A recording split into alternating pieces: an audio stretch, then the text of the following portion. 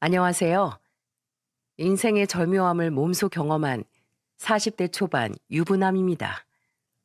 산다는 게 어떻게 항상 좋은 일만 있을 수 있겠습니까?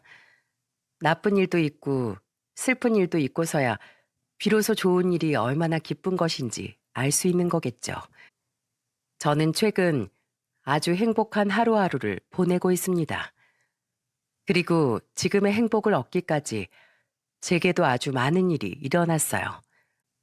그래서 평소 일을 하며 재미있게 듣던 이 채널에 용기 내어 제 사연도 한번 보내봅니다.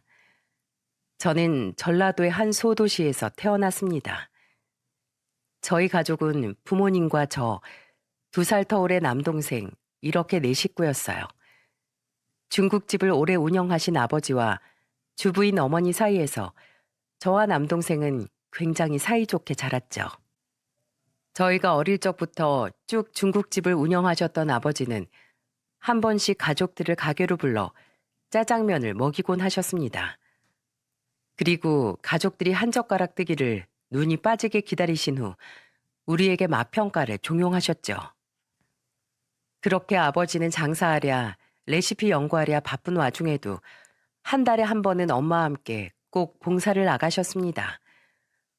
어느 날은 노숙자를 위해 볶음밥을 만들어 대량 기부를 하기도 하셨고, 또 어느 날은 사회적 소외계층을 위한 김장 봉사에 참여하기도 하셨죠. 음식을 업으로 삼은 아버지와 갖은 음식 관련 봉사를 다녔던 영향으로 주부였던 저희 엄마의 음식 솜씨는 매우 훌륭했습니다. 그 중에서도 엄마의 김치는 단연 일품이었죠. 엄마, 김치 좀 더 주세요.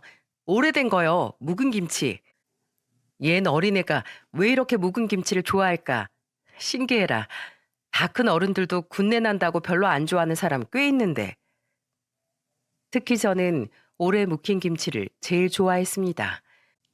김치볶음밥도 김치찌개도 심지어 족발과 보쌈, 칼국수를 먹을 때도 항상 묵은 김치를 찾았을 정도로요. 시간이 흘러 저는 대학에 합격해 서울 상경을 하게 되었습니다. 험난한 서울살이를 무사히 견뎌내고 대학을 졸업한 뒤엔 중견기업에 취업도 했어요. 비록 대기업은 아니었지만 꽤 인지도 있던 곳이라 초봉도 나이에 비해 제법 높게 시작을 했죠. 그리고 33살이 되던 해 회사 선배가 주선한 소개팅에서 아내를 만나게 되었어요. 아내는 뭐랄까 속물적이고 철없는 사람이었습니다. 한선주예요. 평범한 중소기업 다니고요. 태경 씨는 중견기업 다니신다면서요? 집에 재산은 많으세요? 저희 집은 아빠가 엄하시긴 한데 그냥저냥 평범해요. 제 벌이도 마찬가지고요. 그래서 한 살이라도 어릴 때 더 조건 좋은 분이랑 결혼하고 싶어요. 속으로 정말 놀랐습니다. 30이 넘어가면 결혼 때문에 어쩔 수 없이 조건을 빼놓고 볼 수 없다는 건 알고 있지만 이렇게 대놓고 말할 수 있는 사람이 있다는 게 신기했어요. 지나치게 솔직한 모습에 저는 오히려 호감을 느꼈죠. 겉으로 내숭덜면서 아는 음흉한 사람들도 많은데 차라리 저렇게 솔직하니 제게 거짓말은 안 하겠구나 싶었어요. 1년 동안 아내를 만나며 쭉 지켜보니 제 예상이 맞더군요. 그래서 이런 여자라면 살면서 적어도 속탈 일은 없겠구나 싶어 1주년 되던 날 저는 아내에게 청혼을 했죠. 결혼이라는 게 생각보다 참 힘든 일이더군요. 아내는 남들 하는 건 다 해야 직성이 풀리는 성격이었어요. 비싼 결혼 반지, 호텔 예식, 야외 스냅 촬영 등등. 그리고 그것들을 전부 SNS에 올리고는 반응을 보며 흡족해하는 사람이었죠. 허리가 휠 것 같긴 했지만 주위에서 그러더군요. 한 번뿐인 결혼인데 웬만하면 여자들 하고 싶은 대로 그냥 두는 게 살면서 두고두고 말이 안 나온다고 말입니다. 다행히 그동안 모은 돈과 제 벌이가 그 정도는 충당할 만했기에 저는 아내의 의견을 최대한 맞춰주었습니다. 이후 아버지가 지원해 주신 약간의 돈과 제가 모은 돈을 합쳐 아내와 저는 서울의 아파트 한 채를 매매해 신혼생활을 시작했어요. 아내 또한 처가의 도움으로 혼수를 해왔고요. 그런데 나중에 알고 보니 아내가 사온 것들 중 일부는 카드 할부를 통해 산 것이었더군요. 당신, 이렇게 함부로 살 거면 나랑 미리 상의를 했어야지. 그럼 필요 없는 것들은 빼고 비싼 것들도 좀 저가형으로 가진 금액에 맞춰서 샀을 거 아니야. 당신이 이럴까 봐 상의 안 한 거야. 요즘 메이커 제품으로 혼수 맞추는 건 기본이라고. 게다가 소파 같은 것도 싸구려 사면 다 티나. 요즘은 이런 재질이 유행이야. 당신 결혼 초부터 능력 없는 남자 소리 듣고 싶어? 아이고, 소리가 절로 났습니다. 이 철없는 여자를 데리고 평생을 살아야 한다니 앞날이 막막하더라고요. 그래도 어쩌겠습니까? 모르고 결혼한 것도 아니고 이제 막 시작한 결혼 생활이었는데요. 하지만 그게 시작이었어요. 아내 허영심은 날이 갈수록 심해졌죠. 결혼 1년 후 아들을 낳은 후엔 더더욱이요. 심지어 그땐 아내가 직장을 그만둔 후라 외벌이였는데도 말입니다. 여보, 유모차를 꼭 이렇게 비싼 걸 사야 돼? 좀 저렴한 거 사면 안 돼? 애들 키우는데 유모차가 얼마나 중요한데 요즘엔 다 이 정도는 사. 그리고 나 돈 잘 버는 남자랑 결혼한 거 주변에서 얼마나 다들 부러워하는데 자존심 상하게 그런 저가 제품을 어떻게 사? 그런 건 SNS에도 못 올려. 당신 자기 자식한테 쓰는 돈이 그렇게 아까워? 정작 자신도 SNS에 올려 사람들에게 보이기 위해 사치 부리는 거면서 아내는 제게 도리어 화를 내더군요. 자식까지 들먹이니 말문이 막혔습니다. 아내에게 한마디 할까 했지만 이내 이런 생각이 들더군요. 그래, 이 사람도 아이 때문에 회사도 못 나가고 집에만 있는데 스트레스 풀 때가 있어야지. 내 용돈, 내 약속 좀 줄이면 되니까 내가 양보하자. 내가 선택한 내 가족이니까. 전 그렇게 화가 날 때마다 아내를 이해하려 노력했습니다. 덕분에 우리 부부는 가끔 투덕거릴지언정 크게 싸우지는 않게 되었죠. 하지만 그 또한 오래가지 못했습니다. 나름 탄탄한 중견기업이었기에 평생 직장이라 여기고 열심히 일했는데 한 1년여간 회사에 흉흉한 소문이 돌더니 결국 갑자기 회사가 문을 닫고야 만 겁니다. 부도가 난 거죠. 회사에서의 마지막 근무를 마치고 집으로 돌아온 날이었어요. 생전 집에서 술 한 잔 마신 적이 없었는데 그날은 너무 우울하고 허무하더라고요. 그래서 집으로 오는 길에 과자 한 봉지와 소주 한 병을 사가지고 들어왔죠. 그런데 아내의 반응이 정말 너무하는 겁니다. 당신 지금 제정신이야? 당장 땡전 한 푼 못 벌어오게 생긴 사람이 지금 술이 목구멍으로 넘어가냐고. 당신이 그러고도 가장이야? 어안이 벙벙했습니다. 그날 하루만큼은 저를 위로해 주지 못해도 적어도 가만히 내버려 둘 순 있는 거 아닙니까? 너무 서러웠어요. 전 아내에게 따져 물었죠. 내가 그동안 가장 역할을 못했던 것도 아니고 그냥 오늘 하루만 좀 스스로를 위로하고 싶어서 딱 소주 한 병 사들고 온 건데 이게 그렇게 잘못된 거야? 아, 몰라. 당장 긁어놓은 할부가 얼만데. 내 팔자야. 당신 퇴직금은 제대로 나오는 거 맞긴 하지? 회사에서 그렇게 공지 돌렸으니까 주겠지. 그럼 일단 됐어. 아무튼 당신 오늘은 봐줄 테니까 내일부터는 빨리 이직 자리 알아봐야 해. 그렇다고 자존심 상하게 아무 찌끄레기 회사나 들어가지 말고. 아내의 말도 말이지만 어쨌든 제겐 부양할 가족이 있던 터라 다음 날부터 저는 열심히 이직 자리를 알아봤습니다. 처음엔 경력도 있고 부도가 났을지언정 이름 있던 회사에 몸담고 있었으니 이직에 금방 성공할 줄 알았어요. 하지만 그게 뜻대로 되질 않더라고요. 당연히 성공할 줄 알았던 회사에선 면접에서 미끄러지기 일쑤였고 하다못해 눈을 낮춰 중소기업에까지 도전을 했지만 작은 회사에서는 제 희망 연봉을 부담스러워 하더군요. 그렇게 한 달, 두 달이 지나자 아내는 점점 제게 눈치를 주기 시작했습니다. 여보, 이런 샐러드 말고 먹을 것 또 없어? 없어. 난 냄새 나는 음식은 딱 질색이야. 그래서 난 김치도 안 먹는다고. 아휴, 하루 종일 맨밥에 빵에 풀떼기만 먹으니까 기운이 안 나. 당신 참 양심도 없다. 돈도 못 벌어오면서 반찬 투정하고 싶어?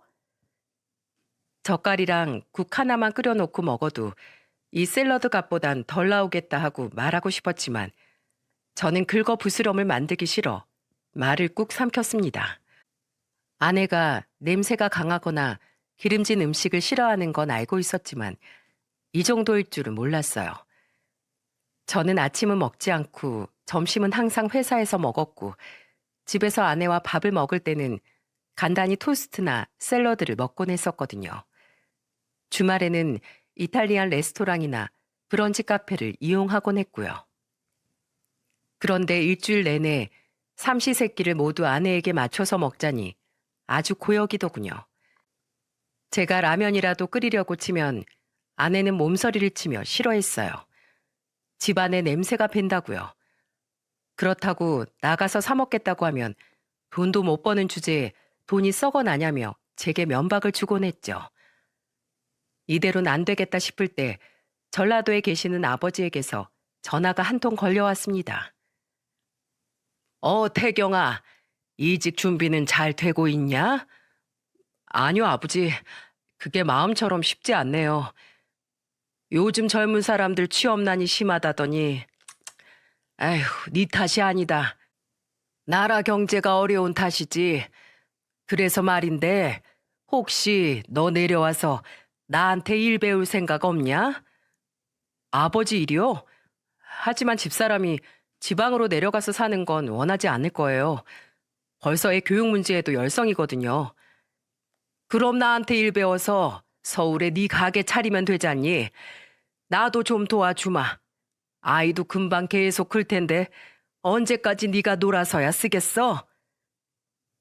결혼 전이었으면 아버지의 말씀을 반려했겠지만 제가 찬밥 더운 밥 가릴 처지가 아니더군요. 그래서 전 아버지의 말씀대로 전라도로 잠시 내려가기로 했습니다. 하지만 아내는 그조차 아주 거세게 반대를 했죠. 뭐? 중국집? 당신 정말 나 망신시키려고 작정했어? 가뜩이나 중견기업도 좀 창피해서 당신 대기업 다닌다고 뻥치고 다녔는데 거기 잘린 것도 모자라서 뭐? 중국집? 그럴 거면 차라리 이탈리안 레스토랑 같은 거래. 뭐? 거짓말을 하고 다녔어? 됐다 여보. 우리 어쨌든 애가 더 크기 전에 어떻게든 자리는 잡아야 할 거 아니야. 당장 이직을 계속 준비한다고 해도 언제 성공할지도 모르고. 게다가 중국집이야. 나도 어렸을 때부터 아버지 가게에 많이 들락거리기도 했고 가르쳐줄 아버지가 계시니까 하겠다는 거지. 아무것도 모르는데 이탈리아 레스토랑을 어떻게 차려? 제발 현실을 좀 직시해. 당신 그 SNS 친구들이 밥을 먹여줘, 국을 먹여줘? 좀 창피하면 안 돼? 애초에 창피할 일도 아니지만 몰라. 난 여기서 우리 승규 보고 있을 테니까 나한테 가서 생활비나 보내. 아내의 말이 너무나 서운했지만 저를 보며 방긋대는 아들을 보니 이혼 이야기가 턱끝까지 차올랐다가 내려가더군요. 그래, 아내가 워낙 말을 거침없이 해서 그렇지 아들 하나는 끔찍이 챙기니까 제가 참자 싶었어요. 아내가 조건을 보고 결혼했다는 걸 모르는 것도 아니었으니까요. 결국 저는 아내와 아이를 서울에 두고 혼자 전라도의 본가로 내려갔습니다. 그리고 아버지 가게에서 정말 배울 수 있는 모든 것을 배우려고 노력했어요. 다행히 어릴 적부터 익숙했던 공간이었고 아버지가 일하시는 모습을 보고 자라온 터라 흉내도 곧잘 낼 수 있게 되었습니다. 아버지는 배우면서 일하는 것도 노동이라며 제게 월급까지 쥐어주셨죠. 저는 그 돈을 고스란히 서울에서 혼자 독박 육아하고 있을 아내에게 보냈고요. 그렇게 1년간의 배움 끝에 저는 드디어 서울로 올라가 제 가게를 차리게 되었어요. 남은 퇴직금과 아버지의 지원을 받아서 말이죠. 상권도 나쁘지 않았고 아버지의 기술도 완벽히 배웠다고 여겼기에 저는 무척이나 자신만만했습니다. 가게 오픈식 날 아들의 손을 잡고 온 아내에게 저는 당당히 외쳤어요.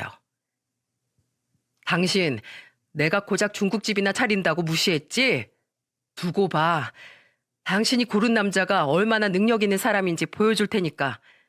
내가 당신 그냥 중국집이 아니라 아주 잘 나가는 중국집 사모님으로 만들어 줄게. 두고 봐. 제법 번지르르한 외관을 보자 아내도 내심 기분이 좋아진 것 같더군요.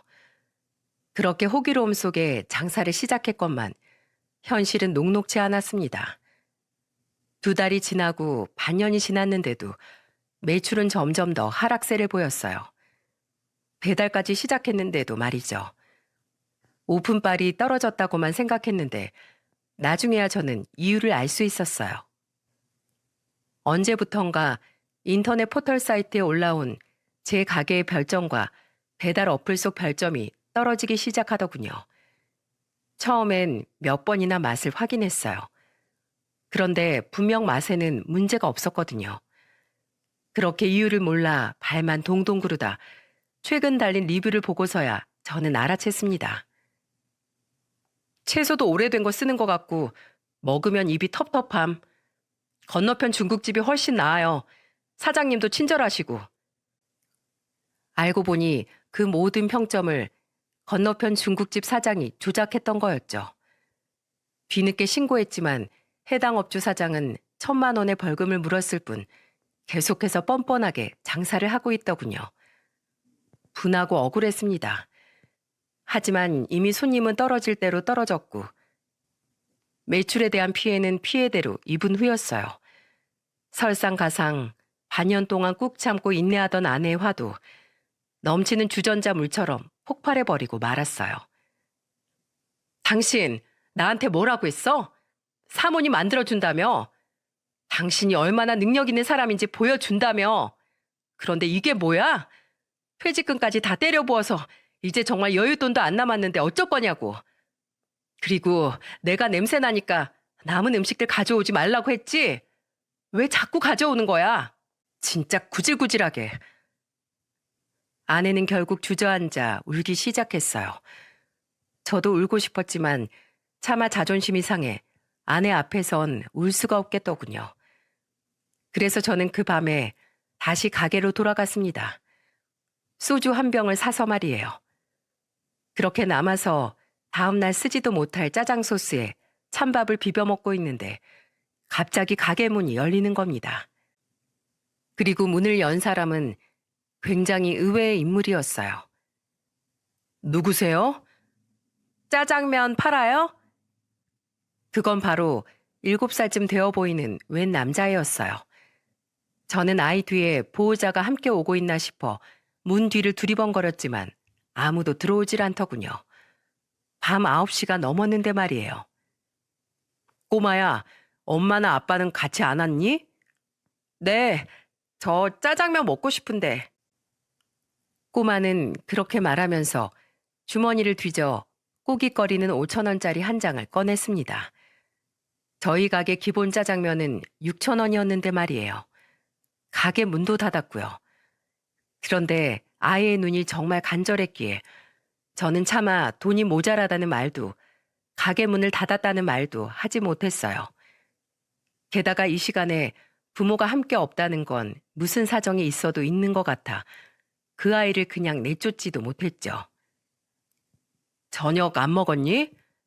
네, 아직이요. 기다려 봐라. 돈은 안 받을게. 어차피 못 팔 것 같은 음식들이 있거든. 그리고 저는 주방으로 가 집에 싸가지고 갔다가 아내에게 쫓겨난 짜장면과 탕수육을 꺼냈죠. 조금 식긴 했는데 같이 먹자. 감사합니다. 아이는 예의 바르게 제게 인사하더니 며칠을 굶은 사람처럼 마구 식사를 하더군요. 무척이나 짠했습니다. 그리고 아이에게 자초지정을 물어보려던 찰나 아이는 잘 먹었습니다 하며 제게 인사를 꾸벅하곤 문 밖으로 총총 사라지더라고요. 뒤늦게 아이를 따라 나가봤지만 골목으로 꺾은 건지 어쨌는지 아이는 눈에 보이지 않았습니다. 마치 꿈을 꾼 것 같았죠. 이후 저와 아내는 하루가 멀다 하고 다투기 시작했어요. 그럴수록 저는 집에 머무는 시간이 점점 짧아졌고요. 아내와의 다툼이 힘든 것도 있었지만 어떻게든 가게를 살려보려고 발버둥을 쳐야 했거든요.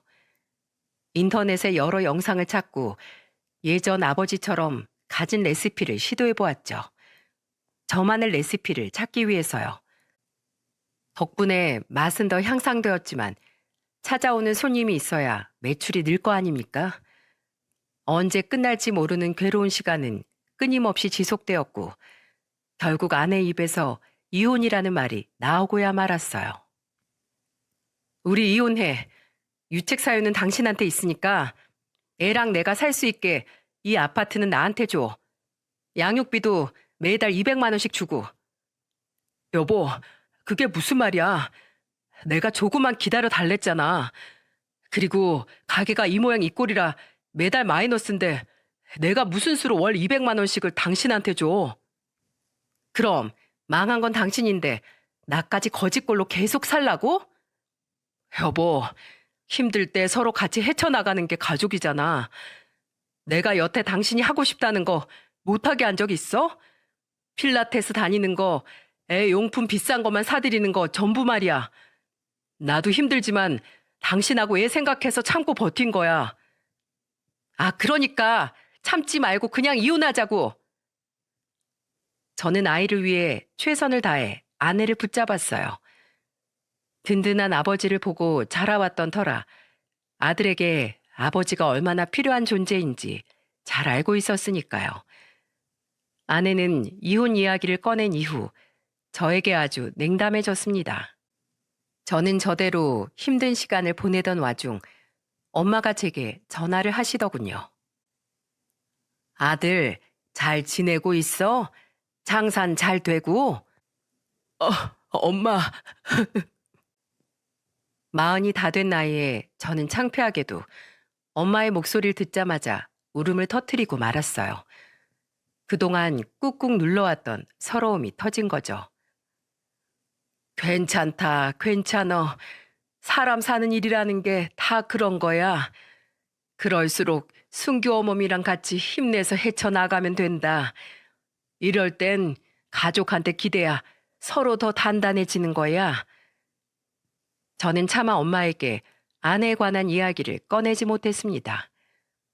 큰 소리 떵떵 치며 집안의 도움까지 받았는데 모든 게 다 엉망이 되고 있다는 말을 꺼낼 용기가 없었어요.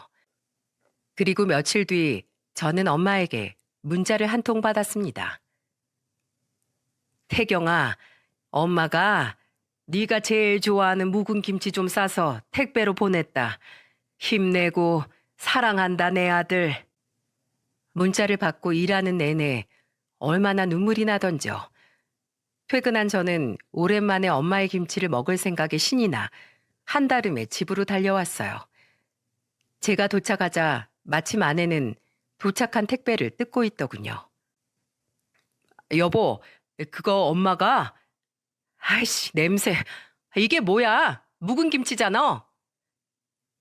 아내는 택배를 뜯자마자 코를 틀어막더군요. 그리고 이어진 아내 행동에 저는 그만 경악하고 말았습니다. 당신 지금 뭐 하는 거야? 아내는 제가 보는 앞에서 묵은 김치를 음식물 처리기에 곧장 넣어버렸어요. 그것도 아주 더러운 걸 만지듯 아주 획 던져버리더라고요. 노인네가 집에서 심심한가? 아이씨, 냄새 토할 것 같네. 충격적이었어요. 아무리 평소에 냄새나는 음식을 싫어했어도 그렇지 택배 상자에 떡하니 저희 엄마의 이름이 적혀 있는데 제가 보는 앞에서 그걸 그렇게 버려버릴 수 있단 말입니까? 눈물이 왈칵 나더라고요. 아들인 저를 생각하며 정성스럽게 통에 김치를 담았을 엄마가 상상이 되어서요. 그리고 깨달았습니다. 저희 집에서 저란 존재는 아내가 던져버린 저 묵은 김치 같은 존재라는 것을요. 그리고 그때 소란을 들은 아들이 방에서 뛰어나오더군요. 와, 할머니 김치다. 그러더니 글쎄 바닥에 후두둑 떨어진 그 김치 조각을 맛있게 집어먹는 게 아니겠어요? 우와, 나 이런 맛 김치는 처음 먹어봐. 아빠, 이거 무슨 김치야? 승규야, 더러워. 먹지 마.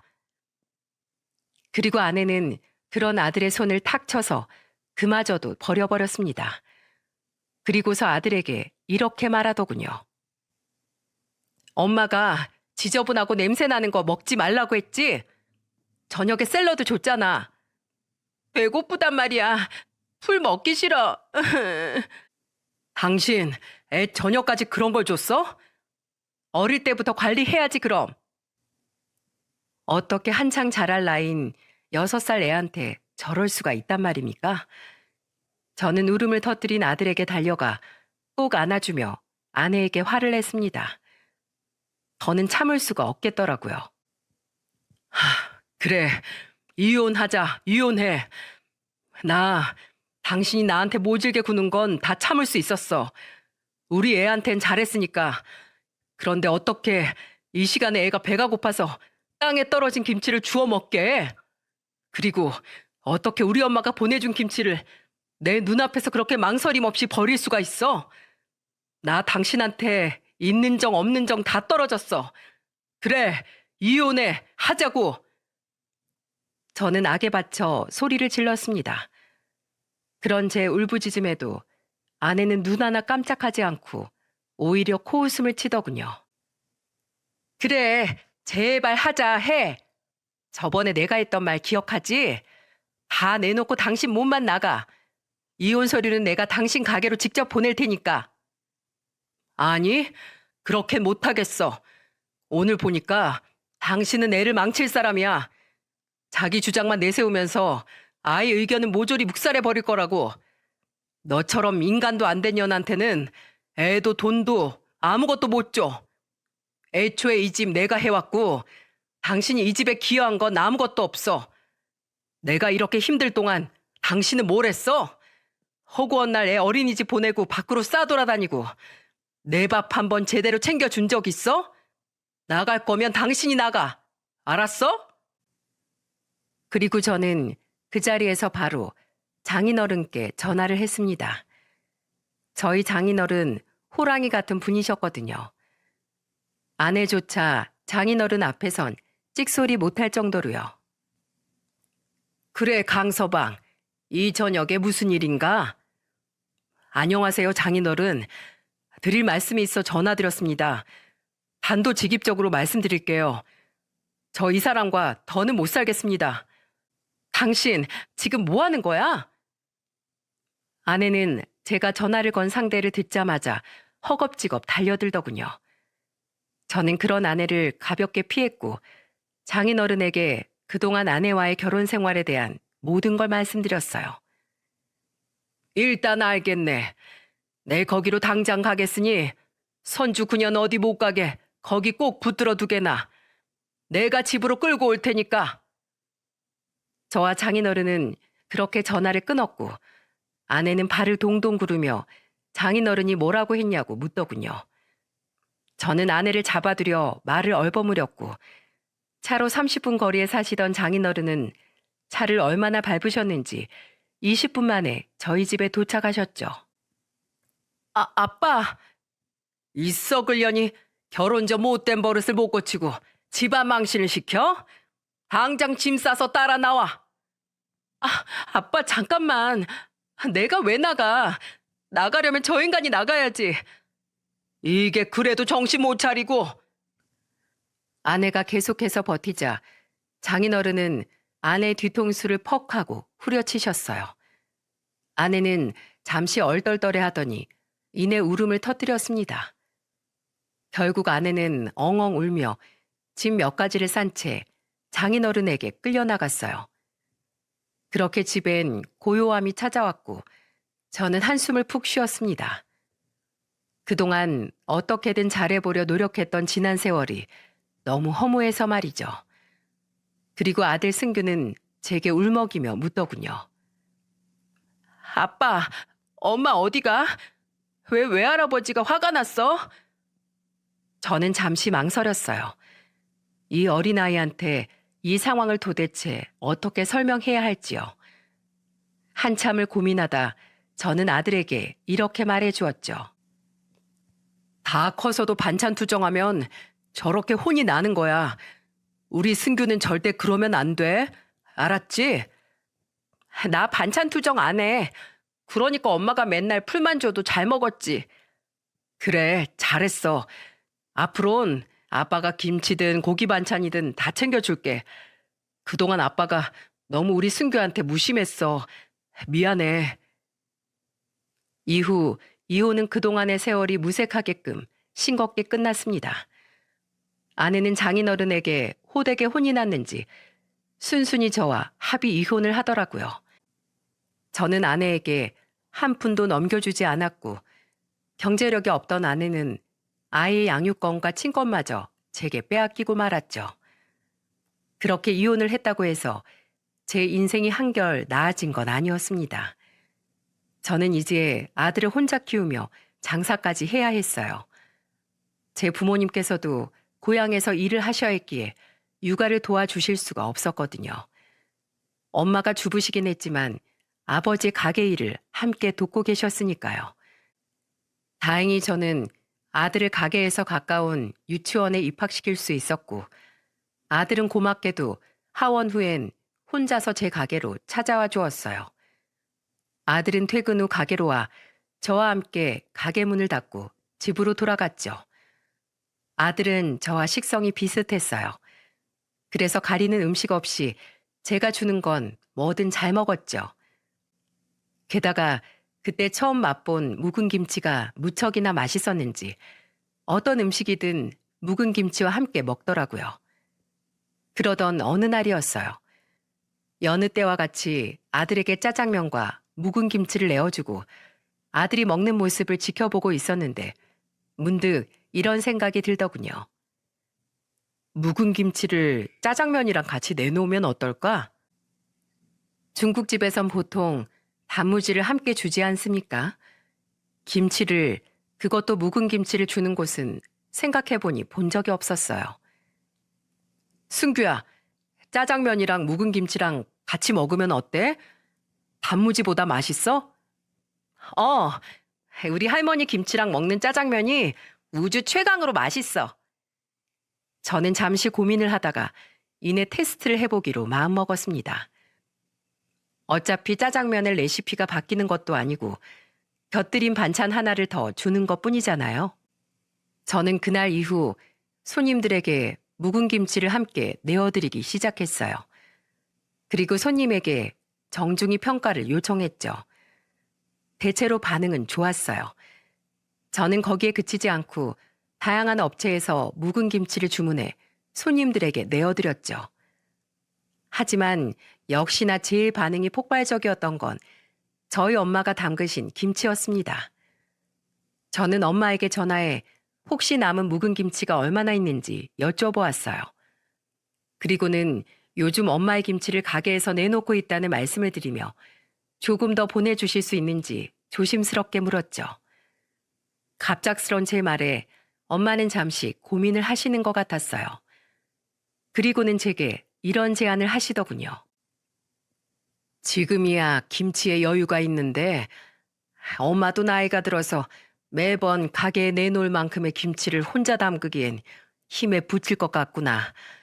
그렇다고 네가 거기서 장사하기도 바쁜데 어떻게 매번 김치를 담그고 있겠어? 그러지 말고 내가 이쪽에서 날 도와줄 사람들을 알아볼 테니 사람 몇 명을 더 쓰는 게 어떻겠니? 저는 엄마의 말에 적극 찬성을 했습니다. 그리고는 적극적으로 인터넷에 홍보를 하기 시작했어요. 하지만 이미 평판이 많이 떨어진 상태라 쉽게 손님이 늘진 않더군요. 맛과 저희 가게만의 특색도 갖추었건만 손님이 오질 않으니 정말 미칠 노릇이었어요. 정말 건너편 가게 사장의 머리채라도 쥐어뜯고 싶었죠. 그렇게 머리를 싸매고 고민을 하던 어느 날이었습니다. 여기요, 사장님 계세요? 웬 아줌마 한 명이 가게 문을 열고 들어오더군요. 그런데 그분의 뒤를 따라 들어오는 아이가 무척이나 눈에 익더라고요. 안녕하세요, 아저씨. 그 아이는 바로 예전에 혼자 마감한 가게로 찾아와 짜장면을 찾던 그 남자아이였어요. 그 아줌마는 아이의 엄마라고 자신을 소개하더군요. 그때 저희 아이한테 공짜로 음식을 주셨다면서요. 제가 너무 늦게 찾아왔네요. 늦었지만 이제라도 감사 인사를 드리러 왔습니다. 정말 고마웠어요. 아닙니다. 어차피 남는 거였는데요. 아이에게 별일 없었다니 다행이네요. 그리고 아이의 엄마는 제게 뜻밖의 말을 전해주더군요. 제가 애 아빠랑 사별하고 애를 혼자 키우거든요. 그러다 옆집 애를 잠깐 맡기고 일을 보러 나간 적이 있었는데 그 집 엄마가 애한테 눈을 뗀 사이 애가 혼자 밖에 나간 모양이더라고요. 저희 집이 바로 이 뒤거든요. 근데 얘가 그날 이후로 짜장면, 짜장면하고 노래를 부르지 뭐예요. 그래서 원래 시키던 집에서 몇 번 시켜줬는데 이 맛이 아니라면서 어찌나 투정을 부리던지요. 애가 나중에야 사장님께서 자기한테 짜장면을 주셨었다고 털어놓더라고요. 참 고마운 이야기 아닙니까? 제 음식이 그렇게 인상 깊었다니 말이에요. 저는 아이의 머리를 쓰다듬으며 고맙다고 인사했죠. 아저씨네 짜장면이 그렇게 맛있었어? 고마워. 아저씨 요즘 좀 힘들었는데 이런 말을 들으니까 힘이 난다. 앉으세요, 어머님. 앉으세요. 제가 보답으로 짜장면 2그릇 대접해 드릴게요. 한사코 돈을 내고 먹겠다는 아이 엄마의 말을 거절하고 저는 정성스럽게 짜장면 2그릇을 담아내왔습니다. 묵은 김치도 반찬 그릇에 듬뿍 담아서요. 아이는 신이 나서 짜장면을 먹기 시작했고 저는 아이가 먹기 편하게 김치를 잘라주었어요. 아이 엄마는 고맙다고 말하곤 짜장면을 먹기 시작하더군요. 묵은 김치와 함께요. 어떠세요? 어머, 너무 맛있는데요? 어떻게 이런 생각을 하셨지?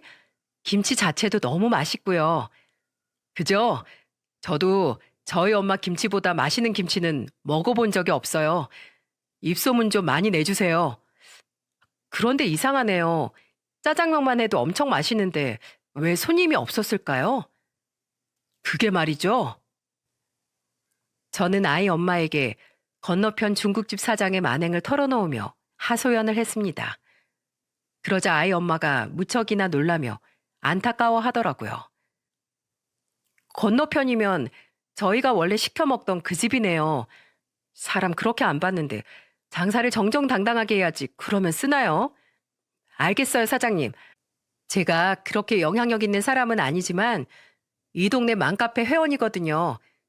이 집 맛있다고 꼭 소문 내드릴게요. 정말 마른 하늘에 단비 같은 말이었습니다.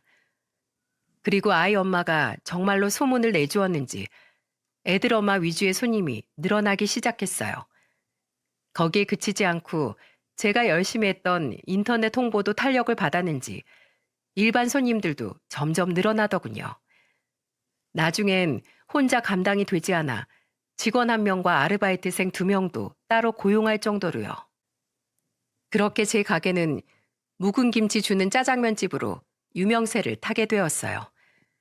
엄마의 진두지휘하에 김치를 담그는 직원 수도 더 늘어났고요. 나중에 알고 보니 엄마는 봉사를 다니며 알게 된 소외계층 분들에게 일자리를 제공했던 거더라고요. 그래서인지 제가 한 일도 아닌데 인터넷에 작은 기사도 나게 되었죠. 선행을 베푸는 자영업자라는 타이틀로요. 시간이 흘러 저희 아들은 초등학교에 입학을 했습니다. 일찍부터 학원을 다니기도 시작해서 제가 장사에만 집중할 수 있는 시간이 더 늘어났죠. 그러던 어느 날 마감을 하고 가게 문을 닫으려는데 누군가 가게로 들어오더군요. 그 사람의 얼굴을 본 순간 제 표정은 잔뜩 구겨지고 말았습니다. 당신이 여길 왜 와? 그 사람은 바로 전 아내였어요. 저는 온몸으로 싫은 티를 내며 전 아내에게 물었죠. 그러자 전 아내는 한껏 불쌍한 표정을 지으며 제게 말하더라고요. 여보, 나 그동안 반성 많이 했어. 당신하고 승규 없이 혼자 지내려니까 너무 공허해. 당신 가게 엄청 잘 됐다며. 축하해. 그렇게 노력하더니 결국 언젠간 성공할 줄 알았어. 웃기고 있네. 네가? 이제와 이렇게 말해도 믿지 않겠지만 정말이야, 여보. 내가 그동안 너무 철이 없었지. 나 아빠한테도 정말 많이 혼났고 나도 생각을 고쳐먹었어. 다신 당신이나 승규한테 내 의견 강요하지도 내 생각과 다르다고 무시하지도 않을게. 먹을 거로 투정도 안 부릴게. 그러니까 우리 다시 시작하면 안 될까? 승규도 엄마 많이 보고 싶어 하지? 기가 찼습니다. 아내의 속셈이 뻔히 보여서요. 워낙에 거짓말을 못하던 사람이니 마음에 없는 말을 하는 게 얼굴에 다 티가 나더군요. 저는 전 아내에게 매몰차게 말했습니다.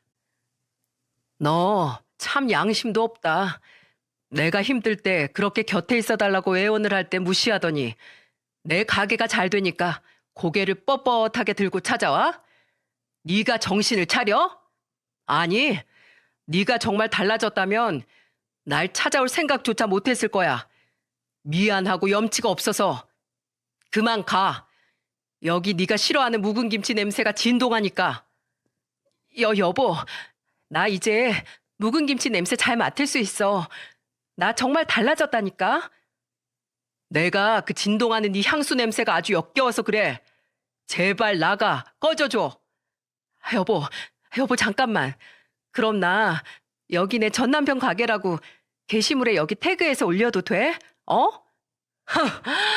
너 진짜 지긋지긋하다. 그렇게까지 사람들 관심 받고 싶니? 이 관심 종자야. 그래, 해라 해. 남편도 아니고 전 남편이라고 올리겠다는데 내가 뭐라고 하냐? 이제 됐지? 자, 나가. 다신 보지 말자. 저는 전 아내를 막무가내로 쫓아냈습니다. 그리고 아들 문제를 제외하면 정말 두 번 다시 그 여자를 볼 일 없을 줄 알았는데 며칠 뒤 전 아내가 다시 제게 전화를 걸었더군요. 아들 때문에 평생 번호를 차단할 수도 없고 정말 짜증이 솟구쳤어요. 또 왜? 여보, 내가 SNS에 당신 가게 태그해서 올렸더니 당신 지인이란 사람들이 내 글에 막 악플을 달잖아. 남편 힘들 때 버리고 떠나더니 꼴값이라고. 당신 그 사람들한테 연락해서 댓글 좀 지워달라고 해줘. 하트 많이 눌린 글이라 지우기 싫단 말이야. 참 기가 빨렸습니다. 가뜩이나 곧 저녁 시간이라 재료 준비도 해야 해서 저는 마지막으로 한마디를 남긴 채 전화를 끊어버렸어요. 당신, 진짜 내가 가족이었던 예정을 생각해서 진심으로 충고할게. 현실에서 살아, 현실에서. 거기서 관심 좀 받으면 당신이 뭐라도 되는 줄 알지? 아니야. 당신 거기에 집착하다가 결국 어떻게 됐어? 정작 곁에 있던 사람 소중한 줄 모르고 막대하다가 가진 거 전부 잃은 거잖아. 승규 생각해서라도 정신 좀 차리고 밖에 나가서 일을 해. 남의 돈으로 허영심 부리지 말고 차라리 스스로 돈 벌어서 그 돈으로 잘난 척 마음껏 하라고. 나 바빠. 끊을게. 이제 승규 문제 아니면 정말 나한테 연락 좀 하지 마. 그럼 정말 접근금지 신청이라도 해버릴 테니까. 저는 그렇게 전화를 끊었고 부끄러움을 아는 건지 아니면 제가 신고한다는 말이 무서웠던 건지 전 아내는 정말로 제게 연락을 더 이상 하지 않았습니다. 친구들에게 들어보니 SNS 게시글도 전부 내린 것 같더군요. 그렇게 저는 이혼한 지 1년이 지난 지금 행복하게 잘 살고 있습니다. 저희 아버지는 여전히 성실히 가게를 운영하고 계시고 엄마는 열심히 저를 도와 이웃들과 함께 제게 김치를 보내주고 계시고요. 물론 힘든 육체 노동인 만큼 엄마에게도 그분들에게도 적지 않은 월급을 매달 보내드리고 있습니다. 참고로 길 건너편 중국집은 지난달 문을 닫았습니다. 맘카페에 그 사장이 제기한 만행도 전부 퍼져서 이 동네 주민들이 그 가게 불매 운동을 했더라고요. 좀 불쌍하긴 했지만 어쩌겠어요? 다 자기가 자초한 일인 것을요. 그리고 제 아들에겐 가장 친한 친구가 생겼어요. 바로 저희 가게에서 짜장면을 얻어먹었던 승규보다 1살 많은 아이 말이죠. 그 아이가 저희 가게에 짜장면을 먹으러 정말 자주 놀러 오거든요. 덕분에 그 아이의 엄마 또한 저희 가게에 자주 놀러 오게 되었습니다. 일이 늦어질 때면 저희 가게에서 그 아이를 맡아주곤 했거든요. 그리고 남사스럽지만 저는 그 아이의 엄마와 아주 조심스러운 만남을 시작했답니다. 서로 한 번씩 아픔을 겪은 터라 조심스러운 만큼 서로에 대해 더 잘 이해해 줄 수 있어 위로가 많이 되더라고요. 여러분, 인생에 일어난 일에 우연은 없다는 말이 있습니다. 지금 일어난 일은 어떤 식으로든 다음 미래로 자신을 보내준다고 하네요. 전 아내가 엄마가 보내주신 김치를 버리지 않았다면, 그래서 제 아들이 묵은 김치를 처음 맛보지 않았더라면 지금 어떻게 되었을까요? 제가 짜장면을 먹고 싶다며 찾아온 아이를 그냥 내보냈더라면요? 그랬다면 또 다른 미래가 어떻게 찾아왔을지는 모르겠지만 저는 과거의 아픔들이 있었기에 지금의 행복한 제가 존재할 수 있다고 생각합니다. 여러분은 어떠신가요? 지금 혹시 힘든 일을 겪고 계시진 않으신가요? 조금만 기다려 보세요. 지금의 그 힘든 시간이 분명 언젠가는 여러분을 행복의 시간으로 보내줄 테니까요. 그럼 여기까지 제 이야기를 들어주신 모든 분들 항상 건강하시고 행복하시길 빕니다. 감사합니다.